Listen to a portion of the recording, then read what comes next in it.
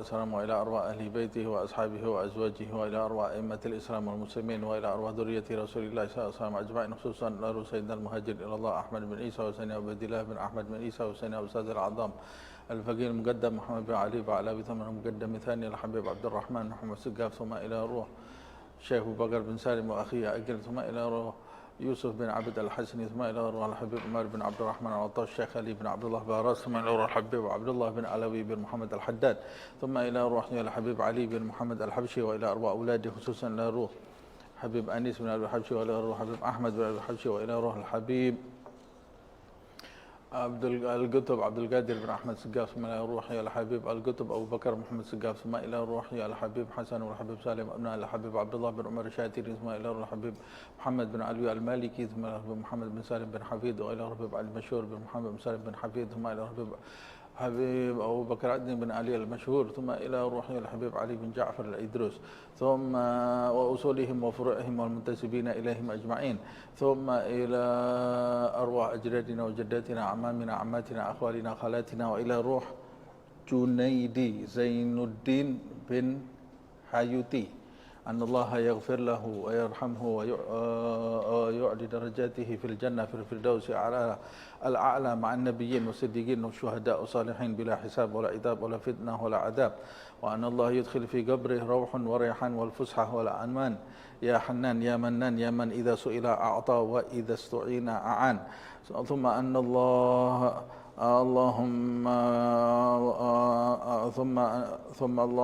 اللهم وسلم فرم تزمين إليهم أجمعين،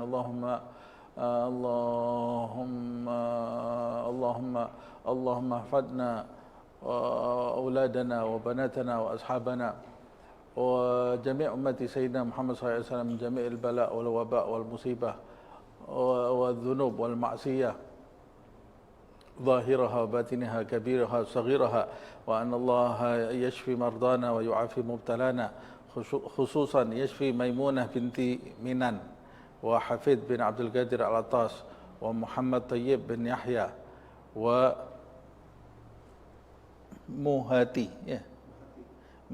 بن Haji Saleh وأحمد نور خالص bin Sumio wa Zainal Abidin bin Kiai Haji Ahmad, dan siapa yang sakit di antara kita juga keluarga kita juga di antara umat Nabi Muhammad SAW, semoga segera diberi kesembuhan oleh Allah Subhanahu wa taala.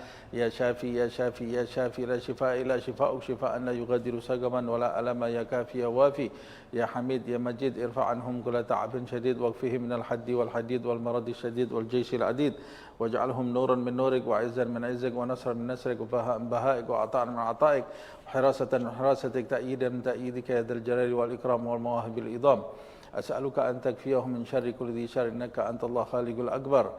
Thumma ila ruh Kiai Haji Ahmad bin Guru Ali Haji, wa ila ruh Hajjah Hanifah binti Haji Zainuddin, wa ila ruh Kiai Haji Abdul Rahman bin Kiai Haji Ahmad, wa ila ruh Haji Abdul Wahab bin Kiai Haji Ahmad, wa ila ruh Hajjah Siti Wardah binti Kiai Haji Ahmad, wa ila ruh Fatimah binti Kiai Haji Ahmad, thumma ila ruh Haji Ahmad Dahlan bin Kiai Haji Ahmad, thumma ila ruh Ma'mun bin Kiai Haji Ahmad, thumma ila ruh Kiai Haji Mustafa bin Haji Abdul Hadi, thumma ila ruh akhina Uthman bin Haji Abdul Hamid, annallaha yaghfir lahum wa yarhamhum wa yu'li darajatihim fil jannah fil firdausi al-a'la ma'an nabiyyin was-siddiqin wasyuhada was-salihin. Thumma anna Allah yaftah alaina futuhal arifin futuhal mutlaq futuhal mubin wa yutawil a'marana fi sihhatin wa afiyatin wa yakhtim lana bil husna wa huwa radin 'anna ma'al lutf wal afiyah wa ila hadratin nabi Muhammad sallallahu alaihi wasallam sirrul Fatihah.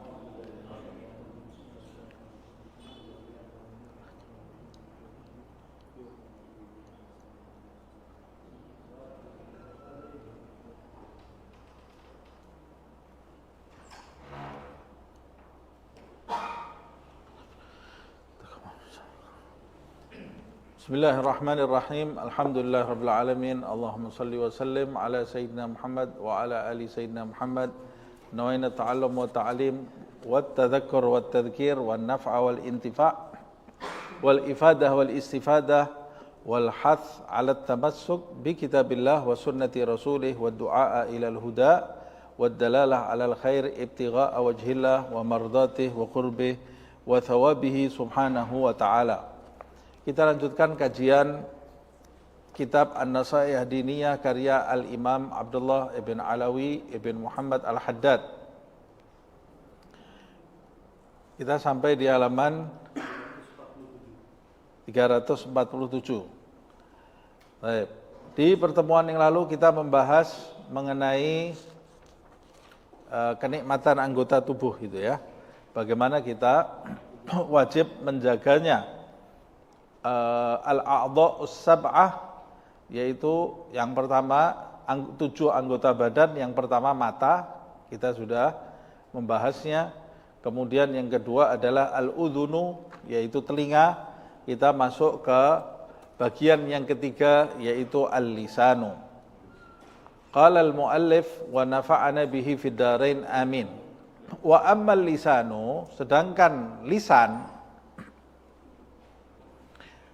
fahuwa min a'zami ni'amillahi ala abdihi. Lisan itu merupakan kenikmatan Allah yang teragung, terbesar kepada hambanya.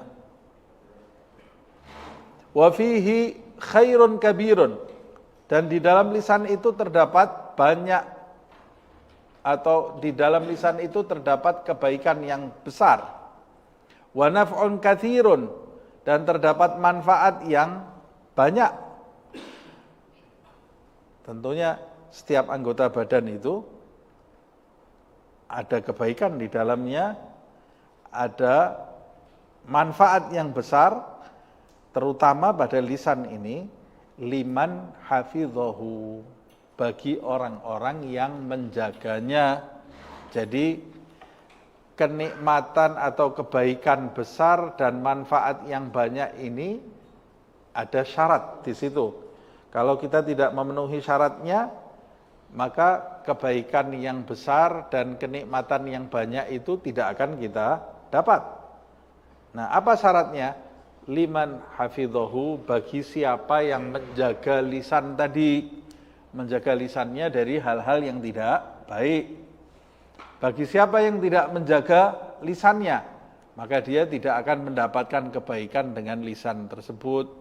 Dia juga tidak akan mendapatkan manfaat dari lisan itu. Yang sedikit saja dia tidak dapat, apalagi yang banyak. Wasta'malahu fima khuliqalah, dan bagi siapa yang memfungsikan lisan itu untuk tujuan diciptakannya lisan tersebut. Apa tujuan diciptakannya lisan? Allah menciptakan lisan ini punya tujuan. Allah ini tidak menciptakan segala sesuatu sia-sia. Allah memberi kamu mata, ada tujuan. Kenapa kamu diberi mata oleh Allah? Allah memberi kamu telinga, ada tujuannya. Ada yang diinginkan oleh Allah Subhanahu wa ta'ala. Allah juga menciptakan bagi kamu lisan, ada tujuannya. Itu bukan sesuatu yang sia-sia.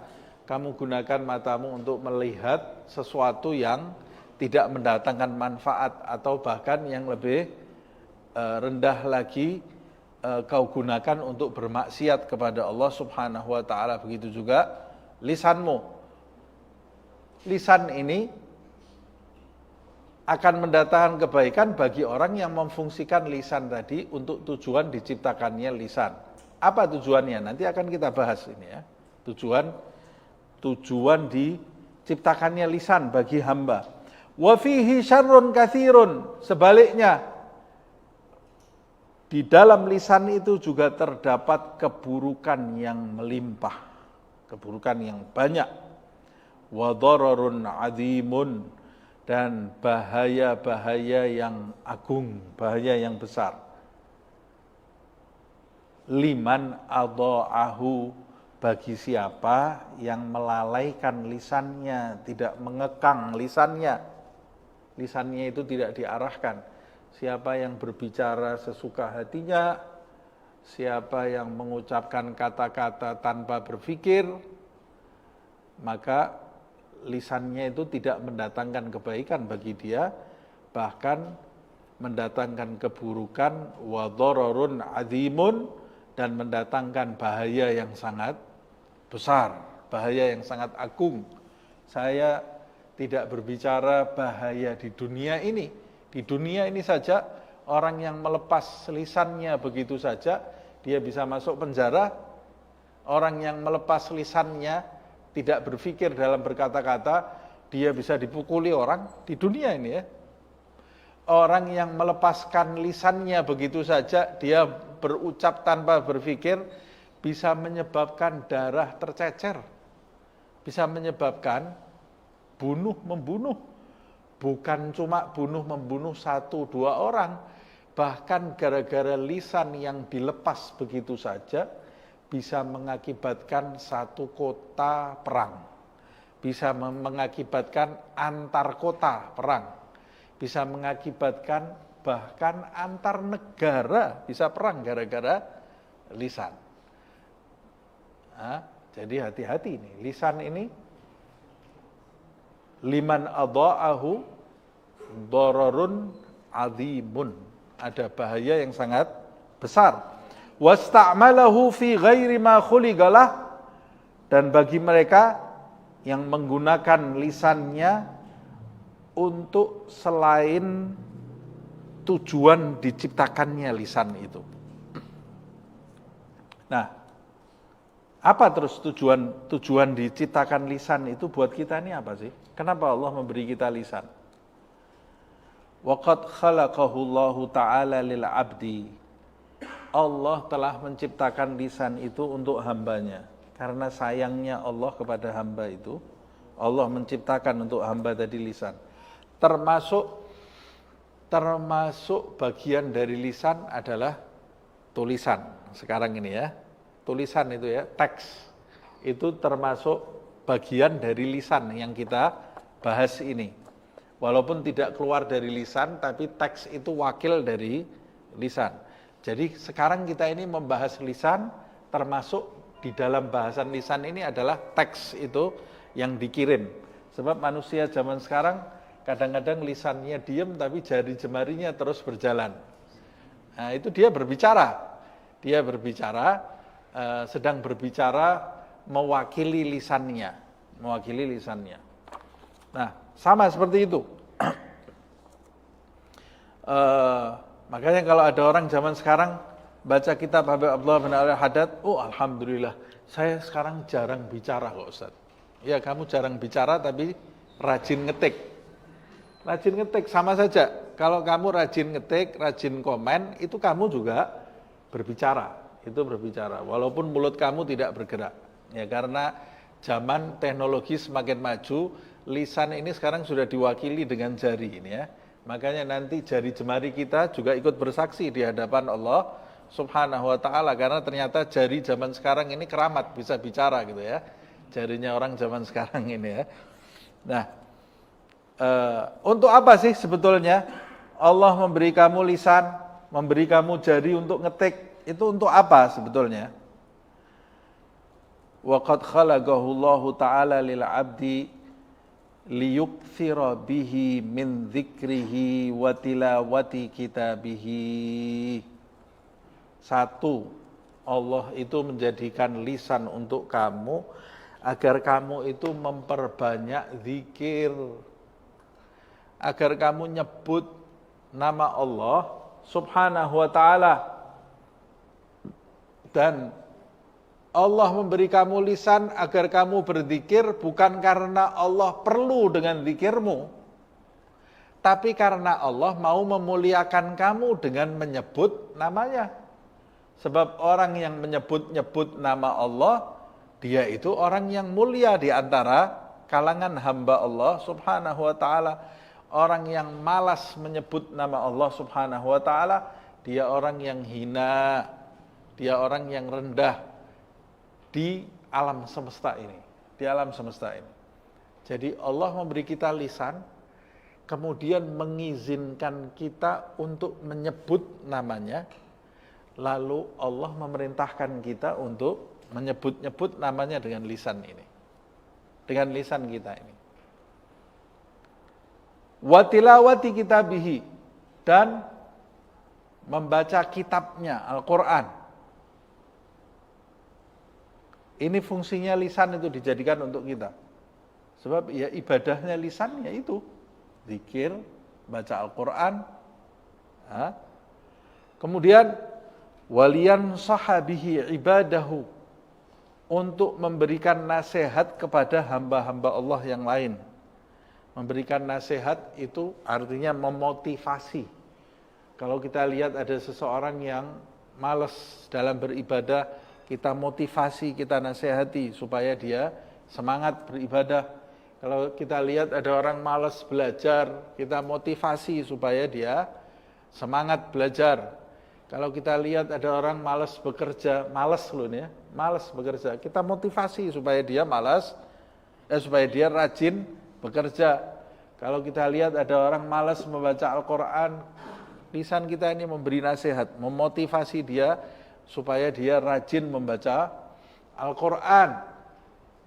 Nah itu fungsinya lisan, memberi nasihat, bukan mematahkan semangat. Ada orang malas, ada orang rajin bekerja, kita patahkan semangatnya. Mau buat apa, sebentar lagi kamu juga mati. Ucapannya sedikit, tapi mematahkan semangat orang ini ya. Ada orang baca Al-Quran, hidup baca Al-Quran, terus yang lainnya gitu. Ucapan sedikit, tapi mematahkan semangat. Gitu ya. Nah hati-hati dengan lisan. Gitu ya. Ini harusnya memotivasi, bukan mematahkan semangat orang. Ada orang zaman sekarang ini hobinya komen. Komentarnya ini kadang-kadang memadamkan niatan-niatan baik seseorang. Dulu pernah ada orang di majelis Habib Anis dulu ya. Yang cerita sama saya Habib Anis ini ya. Ada orang jarang sekali datang ke majelis. Tidak pernah datang ke majelisnya Habib Anis. Begitu orang itu datang, bahagia Habib Anis ini karena rahmatnya dia besar kan. Bahagia kata Habib Anis. Bahagia sekali saya orang ini tidak pernah datang ke majelis. Bukan karena Habib Anis itu butuh orang ini datang ke majelisnya, tapi karena dia ingin sekali menarik orang itu kepada jalan yang benar gitu ya. Waktu orang ini jalan, dalam perjalanan mau duduk di majelis itu, ada satu orang nyeletuk gitu ya. Lisan ini ya. Waktu tumben, cuma sedikit itu ya, satu kata aja itu kan. Tumben kamu. Tumben itu bahasa Indonesia tumben ya. Iya. Tumben kata dia. Kalau orang Solo bilangnya dengaren gitu ya. Kalau orang sini kan bilangnya tumben. Tumbenan ini. Kamu biasa enggak pernah datang majelis. Tumben. Cuma satu kata itu. Orang itu langsung duduk, menundukkan kepalanya. Selesai majelis, keluar enggak pernah datang majelis lagi. Kata Habib Anis, lihat ini. Kata-kata ini, nah orang itu kemudian ditegur. Ya. Kata-kata itu satu aja keluar, satu bisa mematahkan semangat seseorang. Bisa mematahkan semangat seseorang. Sebaliknya ada satu kata keluar bisa menggugah semangat seseorang. Bisa menggugah semangat seseorang. Jadi lisan ini bahayanya luar biasa ya. Bahaya sekali. Kalau kita tidak menjaga lisan kita, kita bisa menjatuhkan banyak orang ke tempat yang tidak baik atau menghalangi seseorang yang mau menjadi baik, kita putus semangatnya sehingga dia tidak jadi baik lagi. Mau apa kamu komentar gitu loh. Untuk apa kita komentar ini ya? Orang yang selamat itu orang yang tidak pernah komen. Itu orang selamat. Tapi manusia zaman sekarang ini sahibul komen semuanya ya. Ahlul komen semuanya ya. Bukan ahlul Quran, ahlul komen. Kalau suruh komen, ya Allah, tidak tidur malam dia. Nasihati, komen, orang dikritik, senengnya ngeritik, tapi tidak pernah ngeritik orang lain. Tidak pernah ngeritik dirinya sendiri. Senengnya komentar orang lain. Orang rusak dikomentari, orang baik juga dikomentari ya. Orang baik juga dikomentari. Orang nggak pakai kerudung dicaci, orang pakai kerudung juga dicaci. Orang nggak sholat dicaci, orang sholat juga dicaci. La ilaha illallah, ini tidak ada yang betul. Yang paling betul dirinya sendiri. Orang lain itu salah semuanya. Yang nabi, saya ini nabi, tidak ada salahnya gitu ya. Artinya dia ini secara tidak langsung dia mengatakan saya ini nabi, maksum, tidak ada salahnya. Kalau orang lain itu banyak salahnya. Sampai khotib di mimbar itu nasihatnya tidak didengar tapi ditunggu salahnya. Coba khotib, kalau sekarang khotib di mimbar itu bicaranya lurus, bener, lurus, bertakwa kepada Allah, mesti tidur semuanya. Males ini, khotib males ini. Bicaranya tidak berani ini, bicaranya ini ya. Tidak apa tuh istilahnya zaman sekarang itu. Tidak kritis, tidak berani bicara. Zaman sekarang ngomong masalah takwa, jaga mata, wah ketinggalan zaman ini. Ketinggalan zaman tidur semuanya. Tapi coba ketika dia bicaranya yang tajam, melek semua. Melek ini tujuannya apa? Bukan dengarkan ceramahnya, bukan mengambil nasihat dari ceramahnya, tapi untuk jadi bahan pembahasan, obrolan. Nasihatnya tadi tidak ada yang masuk ke kepala sama sekali. Na'udzubillah min dzalik. Semoga Allah menjadikan kita termasuk mereka alladzina yastami'unal qaula. Lihat ini Allah menyebutkan ini, mendengarkan nasihat. Banyak orang yang hatinya tertutup dari nasihat. Yastami'unal qaula fayattabi'una ahsanah, dan mengikuti pendengarannya tadi dia ikuti dengan amal perbuatan. Amal perbuatan yang baik diamalkan. Nah, ya muhawwilil ahwal, hawwil halana ila ahsanil hal, insyaallah. Kemudian kita lanjutkan.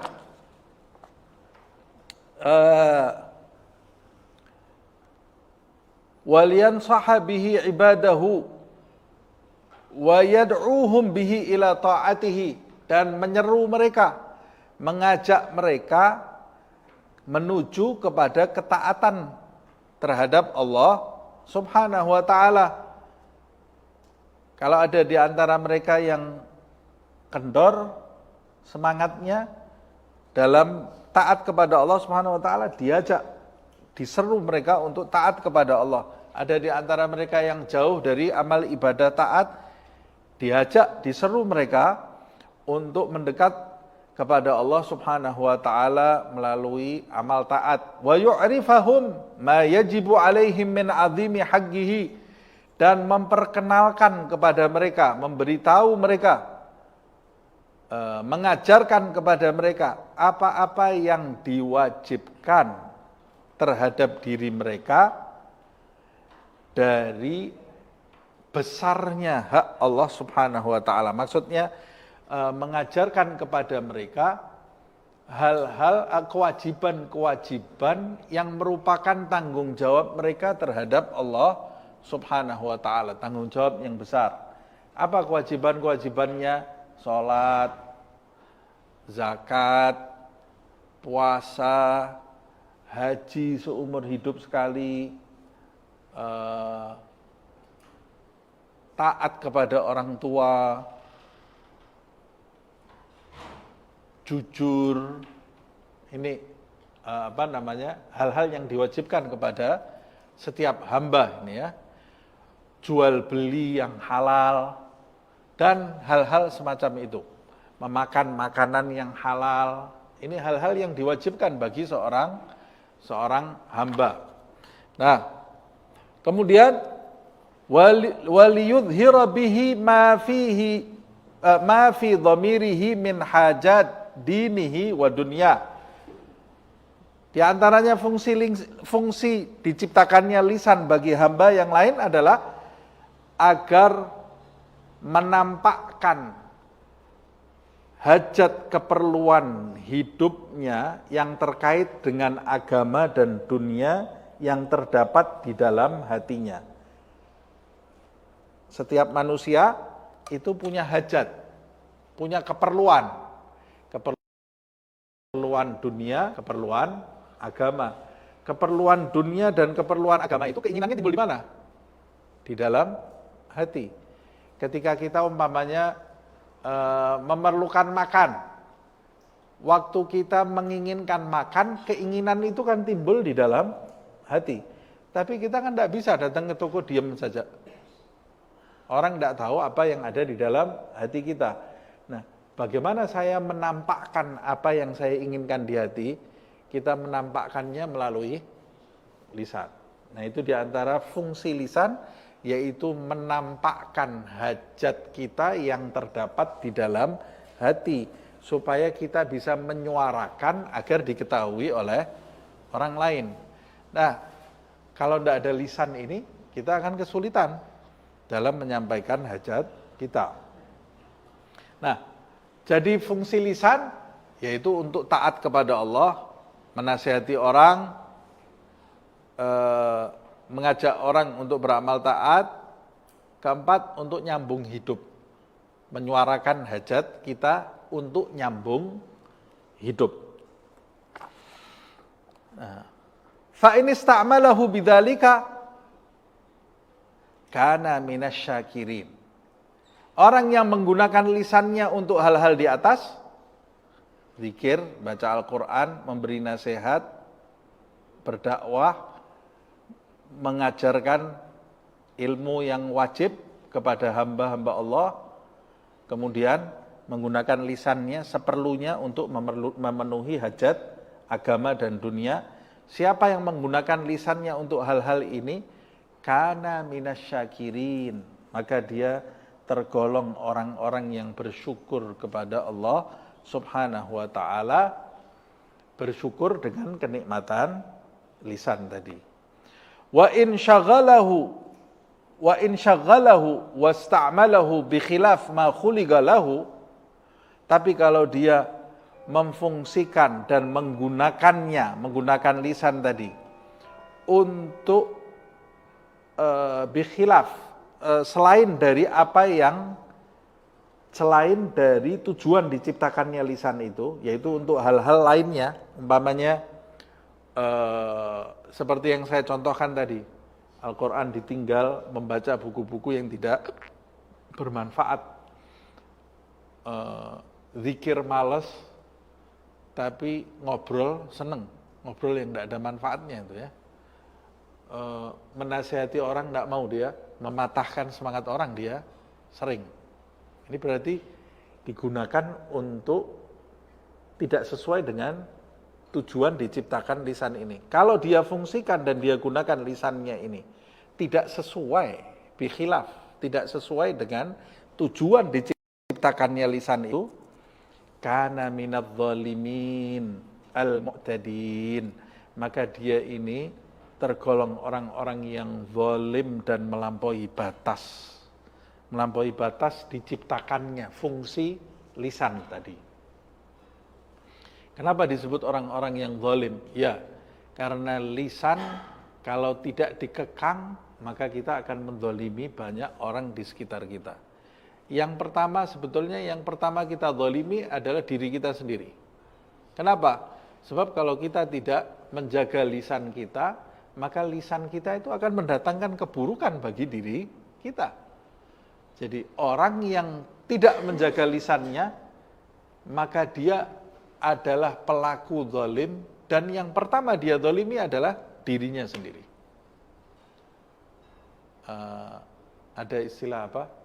Lisanmu harimaumu, ya. Lisanmu harimaumu, ya. Mulutmu harimaumu. Nah, kalau dilepas bisa melukai banyak orang, dan itu kembali kepada diri sendiri itu ya.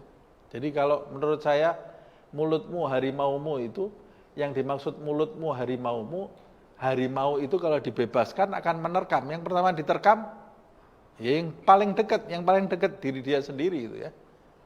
Diri dia sendiri akan diterkam oleh mulutnya sendiri. Nah, berapa banyak orang sekarang itu yang di televisi, di YouTube, kalau sudah masuk penjara, ngomong tidak pakai mikir, masuk penjara, kemudian ditanya, kenapa kamu bicara seperti itu? Saya khilaf. Oh, saya khilaf. Kenapa dulu tidak dipikir dulu waktu bicara? Kalau mau ngomong dipikir dulu. Kata Sayyidina Ali, orang yang beruntung adalah orang yang menjadikan lisannya di belakang akalnya. Itu orang yang selamat. Lisannya dia letakkan di belakang akalnya. Orang yang celaka adalah orang yang meletakkan akalnya di belakang lisannya. Akalnya yang di belakang lisannya. Kalau akalnya di belakang lisannya berarti ngomong dulu terus baru mikir. Oh tadi saya kok bicaranya seperti itu ya. Lah tadi waktu kamu ngomong enggak mikir kamu. Nah ini orang yang menjadikan akalnya di belakang lisan. Yang penting cuap-cuap dulu nih, ngomong dulu. Baru setelah itu dia nyesel. Orang yang berakal, lisannya dia jadikan di belakang akal. Jadi akal ini jadi kendalinya. Jadi kendalinya. Kalau dia mau berbicara, dia berpikir terlebih dahulu. Ini pertama yang saya ucapkan ini benar atau enggak? Beritanya fakta atau hoax? Pertama itu. Kedua, kalau sudah terbukti beritanya benar, masih harus disaring lagi. Ini berita benar ini kalau saya sampaikan mendatangkan kebaikan atau mendatangkan keburukan. Karena tidak semua berita benar itu harus disampaikan. Ada berita benar yang kalau disampaikan menjadikan kacau situasi itu. Jadi pertumpahan darah dan bermacam-macam. Ya berarti ini harus saya tahan. Harus saya tahan. Nah kecuali kalau hal-hal yang wajib disampaikan. Lain halnya itu ya. Hal-hal yang wajib disampaikan. Kadang-kadang kita harus menahan sesuatu yang seharusnya, ya maksud saya tadi berita benar yang kalau tidak disampaikan juga tidak ada masalah gitu loh. Tidak mengurangi apa-apa. Tapi kalau saya sampaikan justru membuat bencana. Nah itu lebih baik saya tahan. Lebih baik saya tahan. Kecuali kalau berita benar yang harus disampaikan. Kalau tidak disampaikan akan terjadi ketimpangan, akan terjadi kecurangan. Nah itu berita benar itu harus saya sampaikan walaupun rasanya pahit. Tahu bedanya ini ya. Nah jadi berita benar pun kalau saya mau menyampaikan saya juga harus berpikir terlebih dahulu itu gunanya akal. Maka jadikan lisan kita di belakang akal. Bukan akal kita di belakang lisan. Thumma inna amral lisan muhimmun jiddan. Lalu perkara lisan ini adalah perkara yang sangat penting sekali. Wa huwa aghlabu a'dha al-abdi alaihi. Lisan ini merupakan anggota badan yang paling menguasai di dalam diri seorang hamba. Yang paling menguasai hamba tadi. Itu adalah lisan. Artinya mata itu menguasai seorang hamba. Menguasai itu maksudnya hamba itu susah mau mengendalikan mata. Mengendalikan telinga itu susah. Mengendalikan perut susah. Mengendalikan tangan, mengendalikan kaki, kemaluan itu susah. Tapi yang paling susah itu mengendalikan lisan. Paling susah itu mengendalikan lisan. Sebab lisan ini yang paling menguasai seorang hamba. Wa agwaha, bahkan lisan ini yang terkuat, anggota badan yang terkuat, fi siyagatihi ilal halak, anggota badan yang terkuat dalam hal mengantarkan seorang hamba menuju kepada kebinasaan. Mata bisa membinasakan hamba, bisa. Telinga bisa membinasakan seorang hamba, bisa. Kemaluan, perut bisa menjadikan seorang hamba itu binasa. Tapi yang paling terkuat dalam membinasakan seorang hamba, mengarahkan seorang hamba menuju kepada kehancuran, yang paling terkuat adalah lisan. Seperti yang saya sampaikan tadi. Orang berzina selesai masalahnya dengan orang yang diajak berzina atau dengan keluarganya, selesai. Orang memandang sesuatu yang buruk, terjadi hal yang tidak baik, tapi ya sudah antara dia dengan yang dipandang itu. Begitu juga pendengaran, begitu juga perut. Tapi kalau kehancuran lisan itu bisa satu keluarga, bisa satu kampung, bisa satu kecamatan, bisa satu kota, bisa satu negeri. Gara-gara lisan tidak dijaga, itu bisa perang satu dengan yang lain. Makanya lisan ini paling kuat. Jadi hati-hati dengan lisan. Nah, wa agwaha fi siyagatihi ilal halak in lam yudbitahu wa yakuffahu amma haramallahu alaih. Kalau dia tidak yudbithu, itu artinya yudbitahu artinya tidak menertibkan. Kalau dia tidak menertibkan lisannya dan tidak mencegahnya, wa yakuffahu lam yakuffahu amma haramallahu alaihi, dan tidak mencegahnya dari hal-hal yang diharamkan oleh Allah Subhanahu wa taala terhadap dirinya. Tapi kalau dia tertibkan lisannya, dia kekang lisannya, dia cegah lisannya dari hal-hal yang diharamkan Allah, maka lisan itu pastinya akan mendatangkan kebaikan bagi dirinya. Nah, karena lisan itu yang terkuat, maka effort kita untuk mengendalikan lisan ini pasti lebih besar daripada anggota badan yang lain. Usaha kita untuk mengendalikan lisan itu pasti akan lebih besar daripada anggota badan yang lain. Wa fil hadis, di dalam sebuah hadis disebutkan, wa hal yakubbun nasu fin nari ala wujuhihim aw ala manakhirihim illa hasaidu alsinatihim, kata Rasulullah, bukankah manusia itu yakubbu terjerumus, bukankah manusia itu terjerumus ke dalam api neraka, terjerumus wajahnya atau hidungnya terlebih dahulu ya. Manakhir itu hidungnya. Jadi manusia ini, kata Rasulullah, bukankah manusia ini jatuh terjerumus wajahnya atau hidungnya ke dalam api neraka itu? Semua itu disebabkan hasil dari perbuatan lisannya, kata Rasulullah. Semua itu disebabkan dari hasil perbuatan lisan. Hasaid itu panen dari menuai hasil dari ucapannya, kata Rasulullah SAW. Jadi Rasul ini mau menjelaskan, nanti banyak manusia tersungkur masuk ke dalam neraka wajahnya dulu. Jatuh wajahnya dulu, masuk ke dalam api neraka Allah Subhanahu wa taala karena dia menuai panen hasil dari ucapannya dulu semasa di dunia. Dulu di dunia ngomong ndak mikir, masuk ke nerakanya nanti dalam keadaan tersungkur wajahnya dulu. Wa qala alaihi salatu wassalam, Rasulullah SAW bersabda, man kana yu'minu billah wal yaumil akhir falyaqul khairan au liyasmut. Siapa yang beriman kepada Allah dan beriman kepada hari akhir, falyaqul khairan, maka hendaklah dia mengucapkan yang baik-baik.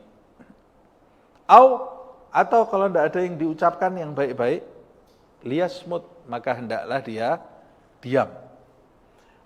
Rasulullah SAW memulai dengan man kana yu'minu billah wal yaumil akhir.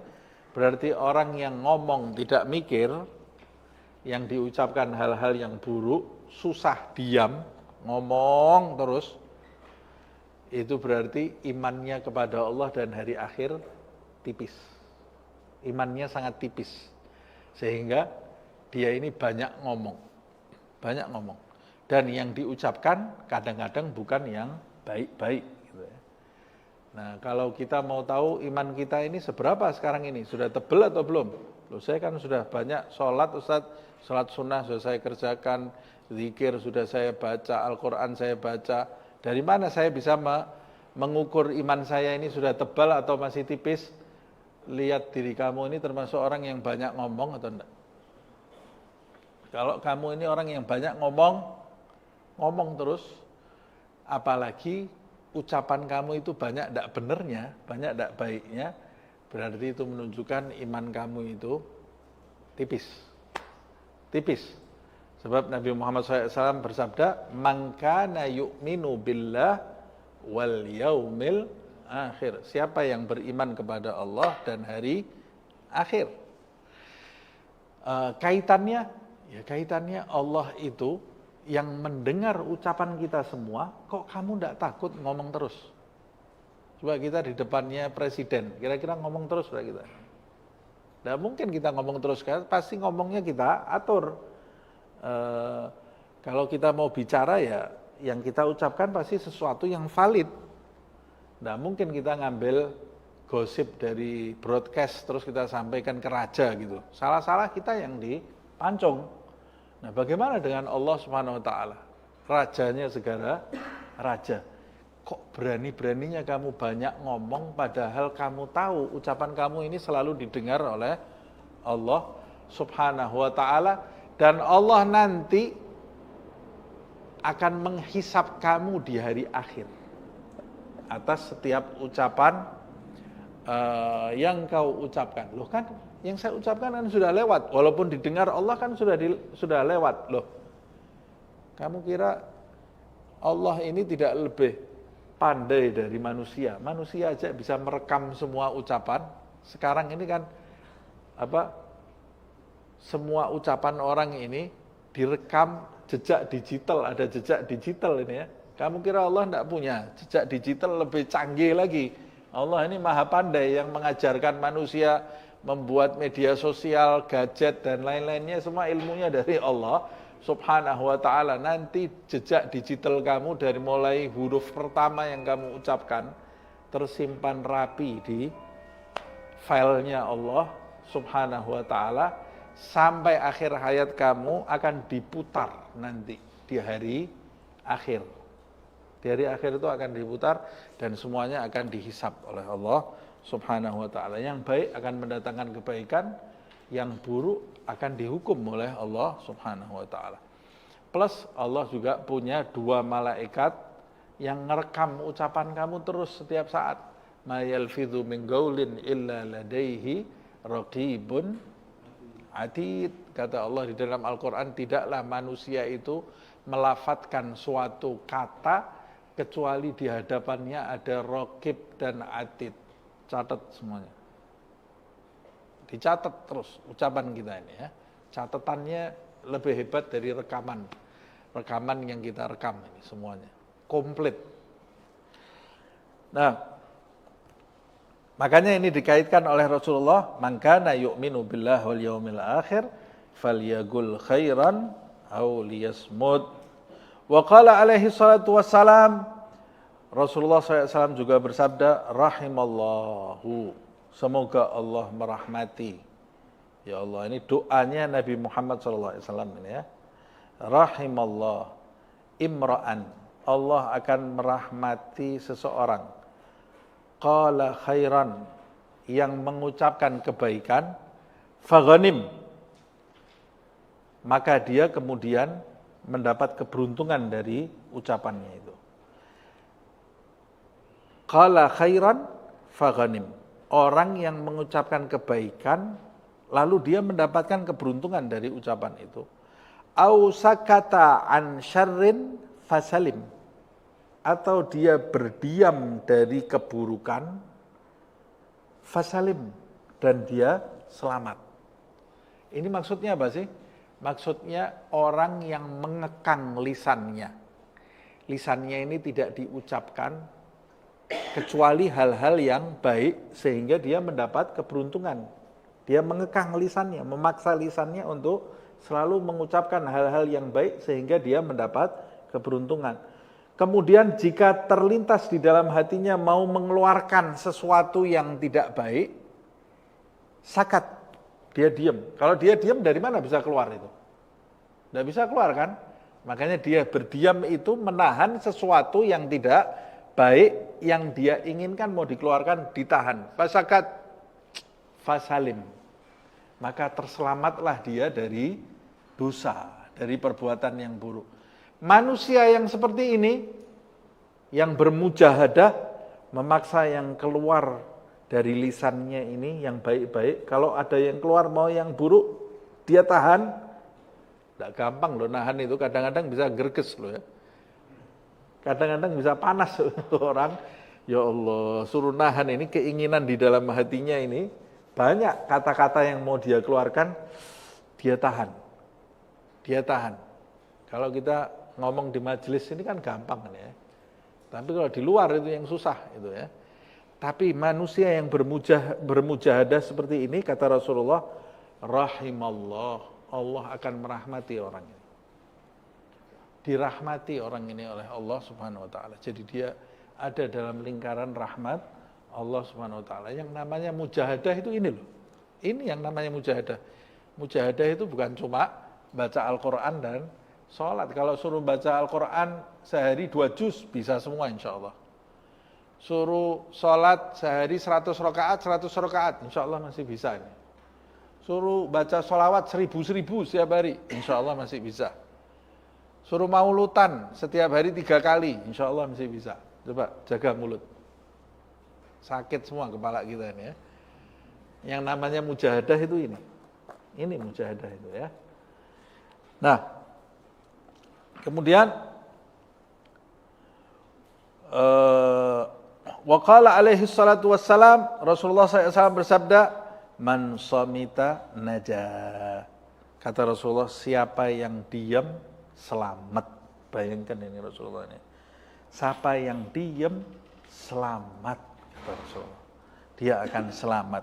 Berarti siapa yang ngomong terus, ini kan mafhum mukhalafahnya, kalau Rasulullah mengatakan siapa yang diam selamat. Artinya bukan diam, tidak ngomong sama sekali. Siapa yang banyak diamnya, sedikit bicaranya, itu orang pasti selamat, kata Rasulullah SAW. Berarti pemahaman yang kontradiktif dengan ini, Nabi mau menyampaikan, siapa yang banyak ngomong, binasa. Nah, siapa yang banyak ngomong, celaka. Celaka, tidak selamat dia. Na'udzubillah min dzalik. Wa qala alaihi salatu wassalam, Rasulullah SAW bersabda, kullu kalam ibni Adam alaih lalah. Setiap ucapan anak Adam itu nanti akan dipertanggungjawabkan kepadanya. Setiap anak ucapan Adam itu akan jadi hujah buruk untuk dirinya. Dan tidak mendatangkan manfaat bagi dirinya. Illa, kecuali. Berarti kalau ada pengecualian, berarti masih ada kalimat yang mendatangkan manfaat untuk anak Adam. Apa itu? Kalimat yang hanya bisa mendatangkan manfaat untuk anak Adam, kata Rasulullah SAW, zikrullah, menyebut Allah, zikir menyebut nama Allah, au amran bima'rufin, atau mengajak seseorang, memerintahkan seseorang melakukan hal-hal yang ma'ruf, au nahyan an mungkarin, atau mencegah seseorang dari perbuatan mungkar. Nah, ini kalimat-kalimat yang bisa mendatangkan keuntungan bagi anak Adam. Wa qala alaihi salatu wassalam, Rasulullah SAW bersabda, innar rajula la yatakallama bil kalimati min ridwanillahi ma yadhunnu an tablugha ma balagat. Yaktubullahu lahu biha ridwanahu ila yaumin yalga.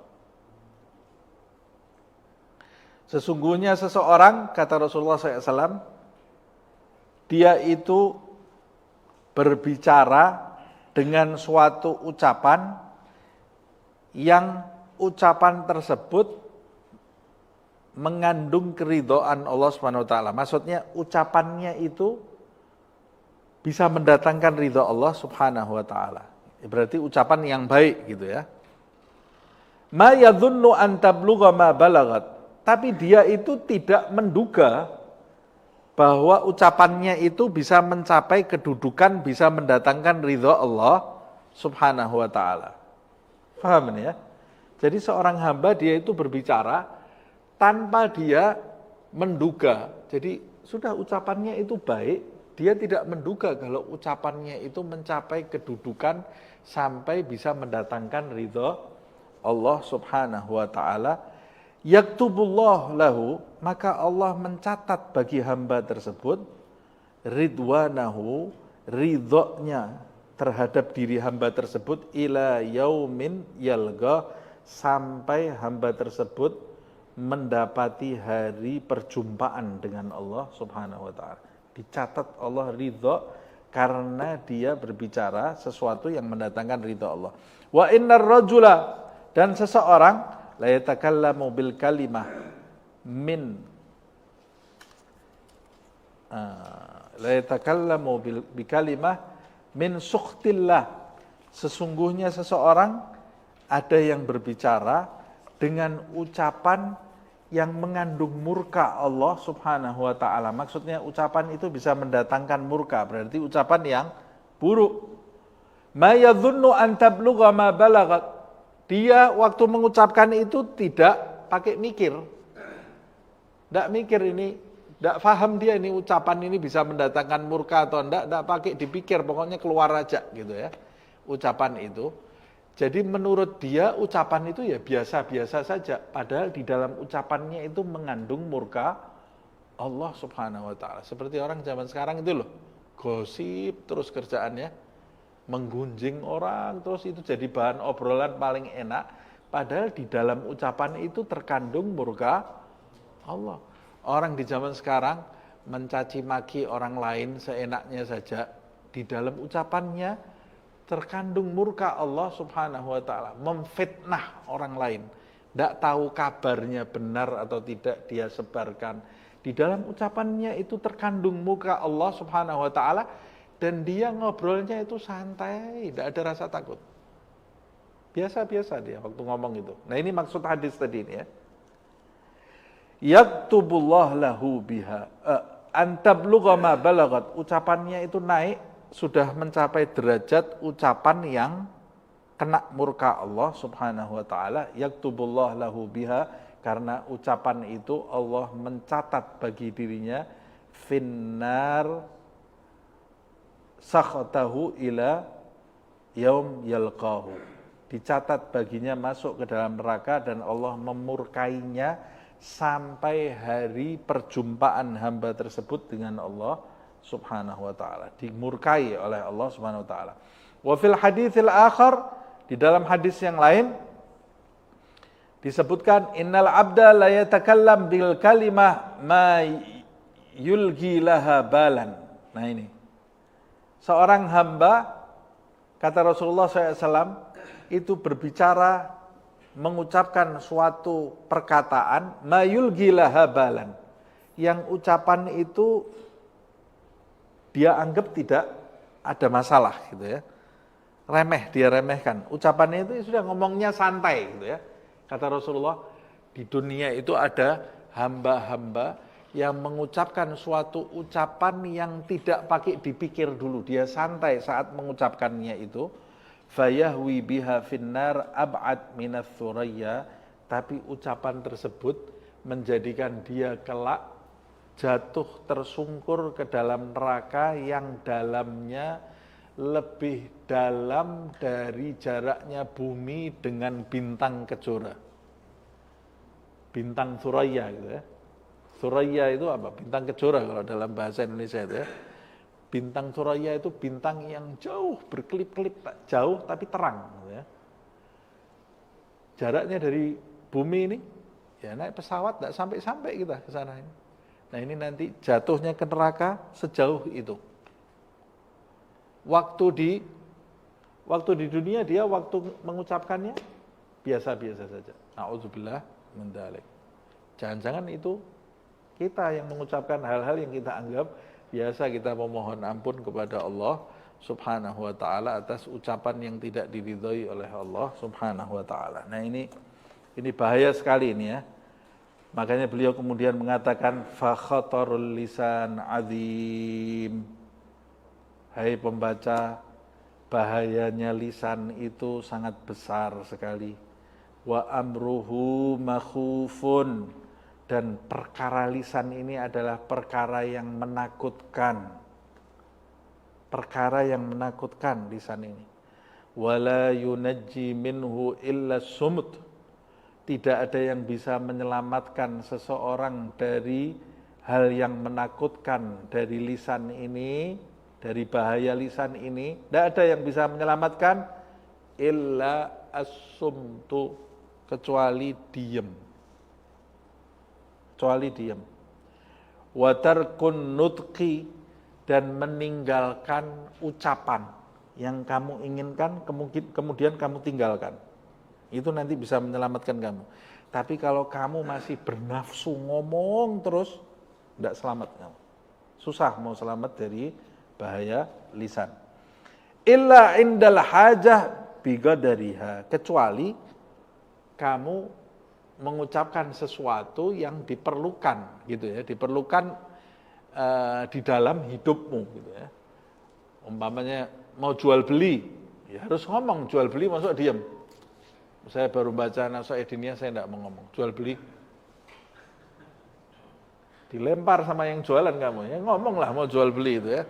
Atau guru, lah Ustadz ini ngomong jangan banyak ngomong, Ustadz dari tadi sudah 1 jam ngomong terus. Loh lah masuk saya suruh diam terus bagaimana? Tidak ada pelajaran ini. Kalau sudah pelajaran ya harus bicara. Nah kadang-kadang kita ini ya harus bicara ketika itu diperlukan. Diperlukan, indal hajah, ketika itu diperlukan. Kalau tidak ada perlunya, diam aja lebih baik. Diam itu lebih baik.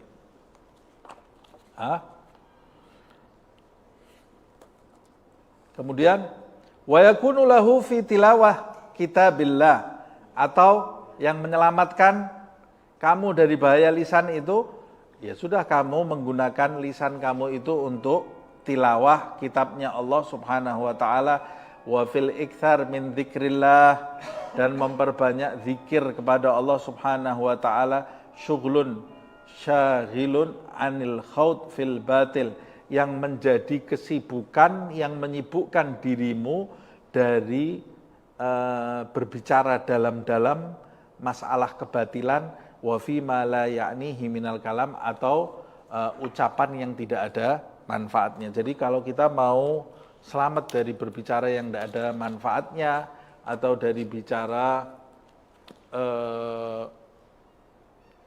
bicara yang batil, ya kita harus punya porsi zikir yang banyak gitu ya. Wadifah namanya, tugas-tugas zikir yang banyak. Kata Syekh Abdul Aziz Ad-Dabbagh, setelah abad ketiga itu guru-guru rohani, guru-guru spiritual itu mendatangi murid-muridnya, kotor semua hatinya dengan berbagai macam dosa, anggota badannya penuh dengan berbagai macam maksiat. Makanya kemudian dia memberi wadifah, memberi tugas-tugas, dikasih zikir yang banyak. Supaya apa? Lisannya tidak ngomong macam-macam. Nah, kalau sudah kamu setiap hari baca zikir, ini 1000, ini 1000, yang ini 3000, yang ini 4000, kapan mau ngomong deh? Tidak ngomong. Nah, gunanya supaya lisannya tidak banyak ngomong. Disuruh puasa supaya tidak kemasukan barang yang syubhat. Disuruh beruzlah supaya tidak bergaul dengan orang-orang yang tidak baik, yang bisa merusak.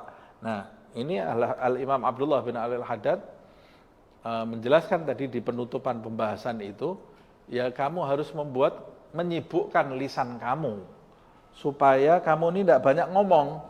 Kalau kamu ini punya energi banyak, kamu kan senang ngomong jadinya. Ya sudah, sibukkan lisan kamu dengan zikir dan membaca Al-Quran.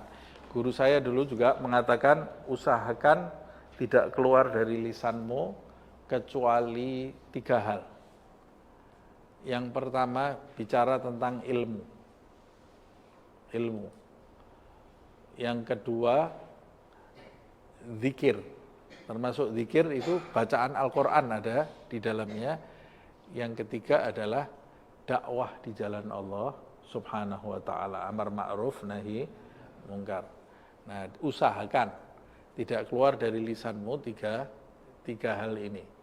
Tapi ya manusia hidup perlu hal yang keempat ini. Yang hal keempat ini tidak perlu dibicarakan. Tadi sudah dibahas itu, yaitu hajat hidup gitu ya. Kadang-kadang kita terhadap keluarga itu ya perlu berbicara yang lucu atau berbicara yang menenteramkan hatinya. Haram atau tidak? Tidak haram. Ada manfaatnya enggak? Sebetulnya enggak ada manfaatnya. Tapi kalau kita barengi dengan niat yang baik, saya berbicara ini yang lucu atau berbicara yang menyenangkan hati orang, dengan niat supaya hubungan kita ini semakin akrab, atau dengan niat menghilangkan kegundahan. Hal-hal seperti itu sebetulnya tidak ada pahalanya. Tapi kalau dibarengi dengan niat yang baik, bisa mendatangkan pahala. Cuma porsinya bukan banyak. Porsinya itu tidak banyak di dalam kehidupan. Jadi kalau kita berbicara yang melumerkan hati orang seperti yang saya sampaikan tadi, mungkin itu 30%, 70%-nya untuk ilmu, zikir, dan Al-Quran. Dan dakwah di jalan Allah subhanahu wa ta'ala. Nah, mudah-mudahan Allah subhanahu wa ta'ala memudahkan kita mengamalkan apa yang kita dengar di malam hari ini. InsyaAllah. Amin ya rabbal alamin. Nah, harus dimulai dari diri kita dan dari keluarga kita. Kalau keluarga zaman sekarang itu, kalau datang, istrinya datang atau suaminya datang, yang pertama ditanya, hari ini gosipnya apa? Ya, sudah dari pertama sudah ngejak gosip itu ya. Gosipnya apa hari ini? Ya kalau gosipnya apa ya bicaranya bisa ngawur-ngawur. Nah tapi keluarga di masa lalu, itu kenikmatan mereka dalam ngobrol sehari-hari itu, terarah ngobrolnya itu urusan ibadah kepada Allah subhanahu wa ta'ala. Cerita sejarah Nabi Muhammad SAW itu tidak kalah serunya menceritakan sejarah hidup Rasulullah SAW dengan cerita-cerita yang lain. Bahkan ini cerita yang paling seru. Hanya saja mungkin kalau kita belum terbiasa, ya di awal-awal pasti akan kesulitan. Harus mencari referensi, harus memegang kitab dan lain-lain supaya nanti keluarga kita itu juga terbiasa membahas hal-hal yang bermanfaat di dalam hidupnya. Wallahu a'lam bishawab. Ya Rabbana a'tarafna bi annana igtarafna wa annana asrafna ala ladha ashrafna fatub alaina tauba تغسل لكل حوبة واستر لنا العورات وآمين الروعة واغفر لوالدينا ربي ومولودينا والأهل والإخوان وسائر الخلان وكل ذي محبة أو جيرة أو صحبة والمسلمين أجمع آمين ربي اسمع فضلا وجودا منا لا باكتساب منا بالمصطفى الرسول نحظى بكل سول بالمصطفى الرسول نحظى بكل سول بالمصطفى الرسول نحظى بكل سول صلى وسلم ربي عليه عد الحب وآله والصحب عداد طش الصحب والحمد للإله في البدء والتناهي سبحانك اللهم وبحمدك أشهد أن لا إله إلا أنت أستغفرك وأتوب إليك سبحان ربك رب العزة عما يصفون وسلام على المرسلين والحمد لله رب العالمين.